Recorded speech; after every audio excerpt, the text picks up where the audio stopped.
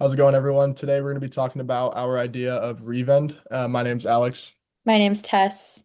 My name's Jake. My name's Marcella. My name's Sammy. And my name's Robbie. So let's just dive into the core of our initiative with an overview of revend. So first, revend is a sustainability-focused vending solution, and it plays a pivotal role in promoting environmental consciousness. Our goal is to encourage recycling by rewarding eco-friendly behavior, and this isn't just about recycling, it's about making it rewarding and fun for everyone involved. So Revend aligns perfectly with campus sustainability goals by actively reducing waste. We're not just talking about a small change, this is a significant step towards a greener future for our campuses. More so, Revend has the capability to convert used bottles into rewards that students genuinely find exciting and valuable. Finally, the scalability of Revend is a game changer. It's designed to adapt and expand beyond universities to festivals and city centers. Imagine the impact on a larger scale. So what is Revend?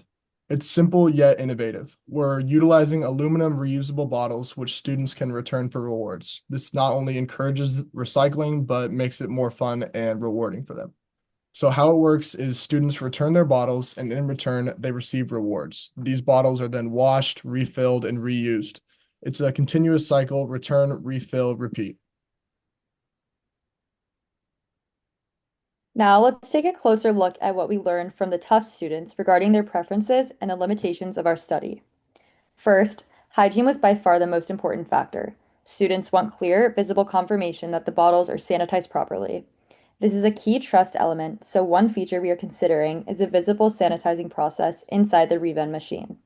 For example, a transparent window showing a brief UV light or steam cleaning cycle, followed by a clear visual indicator when the bottle is fully sanitized. Providing this transparency directly addresses the concerns students expressed. Financial considerations also played a major role. Students showed a strong preference for a lower 50 yen deposit and responded positively to visible, tangible rewards such as refunds or points. When it came to materials, aluminum was preferred over recycled plastic, likely due to perceptions of durability and environmental benefits. However, it's important to also acknowledge the limitations of our research. Our sample was limited to no more than Tufts students, meaning the result may not generalize to other populations. The preferences reported are also self-stated and may also not fully reflect actual behavior. Additionally, our conjoint design included only 3 to 5 attributes, which means certain relevant factors may not have been captured. Finally, the hygiene scale relied on perceived cleanliness rather than real performance tests. Understanding these insights and limitations helps guide us toward a more thoughtful and user-aligned design. Our main research question is, which attributes most influence students' willingness to use the Revend system? We are specifically examining hygiene methods, bottle material, deposit amount, tracking mechanisms, and reward types. This question matters because many sustainability initiatives fail when they overlook user needs and behavior. Our goal is to avoid that by grounding our design in real evidence instead of assumptions. By identifying which attributes truly drive adoption, we can allocate resources efficiently, whether that means investing more in hygiene visibility, optimizing reward structures, or selecting the most appealing bottle materials. Ultimately, this approach will help us ensure that the Revend system is not only well designed, but also embraced by students who will use it. Finally, here's an overview of the updated attributes and levels included in our design.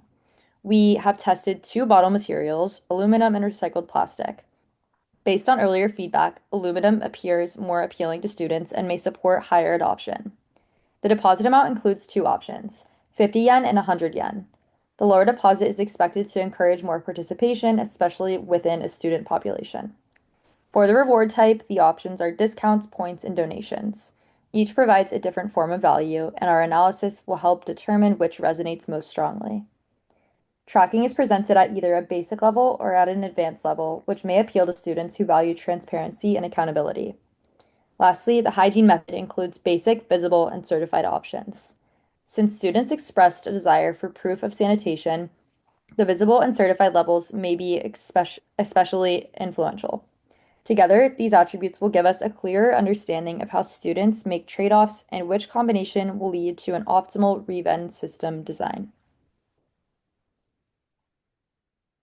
Let's dive into the survey results on hygiene importance. A remarkable 57% of respondents rated hygiene as extremely important, with a mean rating of 4.22 out of 5.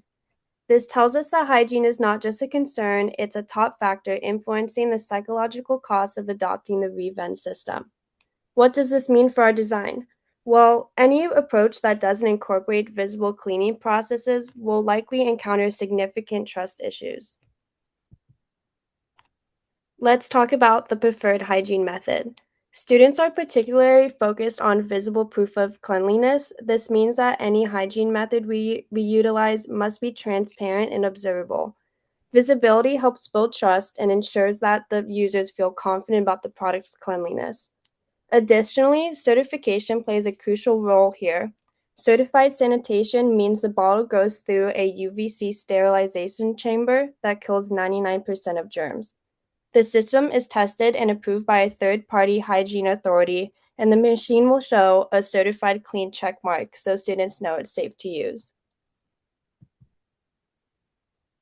Let's dive into the preferences for bottle materials. Our survey indicates a strong preference for aluminum. Aluminum is perceived as both cleaner and safer compared to other materials. This perception is crucial as it ties directly into the hygiene concerns we have discussed. Consider how this choice influences overall trust and acceptance. Aluminum's reputation for cleanliness plays a significant role in reducing psychological barriers. By aligning our choices with these preferences, we enhance user confidence in our product. Let's talk about the ideal deposit preference, which we've identified as 50 yen. This amount strikes a balance. It's significant enough to encourage responsible behavior, yet not too burdensome for the consumer. This 50 yen deposit not only incentivizes returns, but also aligns with the broader preferences we've seen contributing to overall satisfaction and sustainability. Consider how this deposit preference fits into the bigger picture of consumer choice and behavior. We'll dive further into tracking comfort and consumer preferences in the following slides. Let's talk about tracking comfort. An important aspect of our study, on average, participants rated their comfort level at 3.86 out of 5, indicating a generally positive sentiment. Interestingly, 46% of respondents felt comfortable with tracking, provided that hygiene is guaranteed. This highlights a crucial insight, ensuring cleanliness is key to consumer acceptance. Next, we'll talk about consumer preferences and how they shape our understanding of product attributes. Okay, so on this slide, we're going to be looking at the SPSS output, and we're going to be highlighting three of the main attributes that we thought were most critical. The first one is going to be certified sanitation, and you can see here the results show 51.4% of hygiene is crucial for consumers. And then the second one we're going to look at is the bottle type, and we found that 70.3% of our respondents chose the aluminum bottles. This is likely due to its durability and sustainability aspect. And then lastly, which was the most profound of the three, is the 50 yen deposit, at being at 81.8.1% preference, reinforcing its appeal in our model. Now we employed a preference share-based conjoint approach for our analysis. This method is particularly suitable here because our survey structure didn't include full profile product combinations. It's commonly used technique when evaluating attributes individually. So this analysis is foundational in understanding how we can shape our product offerings to better align with our customers. And then going to the next slide, we're going to be talking about going to our next slide. There you go. So now we're going to be looking at the ranges. That's what I want you guys to put your focus on first. So the deposit amount carries the most weight, like I was saying before, with an importance of 42%. So this just shows how minimizing deposit friction can significantly boost the consumer preference. And then next we have the bottle material at 33%. This reflects consumers' preference for materials that align with quality and sustainability. And then lastly, the hygiene methods holds at 24% of importance. It's still significant, but less impactful compared to the other two attributes that we found after our study. And then going into the last slide, or not the last slide, second to last slide, our optimal product design. So first, our certified sanitation This is crucial. It not only builds consumer confidence in reusing our products, but also effectively reduces any contamination concerns. Next, the aluminum bottle. It's more than just a container. It offers a durable, premium, and hygienic feel. Importantly aligns with the growing consumer demand for sustainability. And then finally, the price being at 50 yen. This is a strategic choice. Our data shows it significantly boosts bottle returns and sweet spot that encourages consumers' participation. And then now we're going to be going on to the integrated insights. Let's wrap up by summarizing the key insights from our analysis. First, we found that the deposit amount is the number one driver in consumer decisions. This means offering the right deposit can greatly influence behavior. Next, certified sanitation isn't just a nice thing to have, it's a must. It assures consumers of the product's safety and boosts their confidence in reuse. And aluminum emerges as the preferred material, aligning with both durability and sustainability expectations. Offering a 50 yen deposit appears to be the sweet spot for encouraging returns, outperforming other incentives like points or other rewards. However, if we decide to implement any tracking, it's crucial that we build a high level of trust with our consumers for it to be accepted. By integrating these insights into our product design, we can enhance consumers' satisfaction and drive better results.